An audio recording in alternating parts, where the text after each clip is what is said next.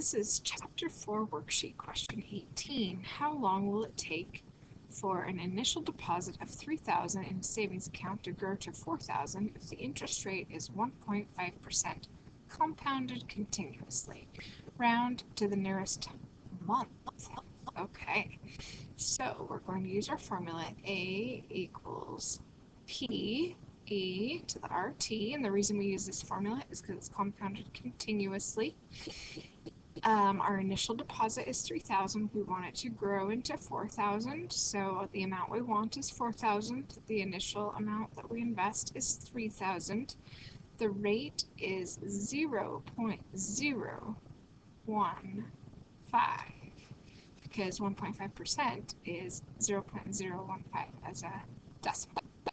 And then T is what we're going to be solving for. Okay, as usual, we always have to isolate our exponential. So we're going to divide both sides by 3,000, which of course gives us 4/3. So we're going to have 4/3 equals E to the 0.015t.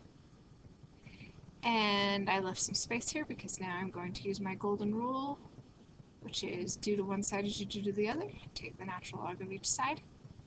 Use our power property, move that to the front. So we have the natural log of 4/3 equals 0.015t. Natural log E, but natural log E equals 1. So if we're multiplying 0.015 times t times 1, the 1 does not influence that at all and does not need to be there. So t is going to equal the natural log of 4/3 divided by 0.015.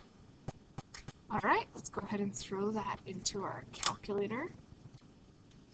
So natural log 4 divide 3, and then divide that answer, which was 0.276820725, divide that by 0.015, and I get 19.178804883, and we're rounding it to the nearest month rather than to the nearest decimal. So that means we've got 19 years, and we're going to take our 17.880483, we're going to take that part and multiply it times 12, because it's that portion of a year, but there's 12 months in a year.